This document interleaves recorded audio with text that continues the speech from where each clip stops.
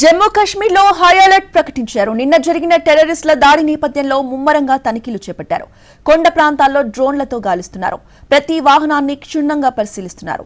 అనుమానం వచ్చిన వారిని అదుపులోకి తీసుకుని విచారిస్తున్నారు. జమ్మూ భద్రతా బలగాలు సంయుక్తంగా ఉగ్రవేట కొనసాగిస్తున్నారు. ఆదివారం సాయంత్రం కాశ్మీర్ లో యాత్రికులను తీసుకెళ్తున్న బస్సుపై ఉగ్రవాదులు కాల్పులు జరిపారు. ఈ ఘటనలో 10 మంది ప్రాణాలు కోల్పోయారు. జమ్మూ కాశ్మీర్లోని రియాసీ జిల్లాలో ఈ ఘటన జరిగింది.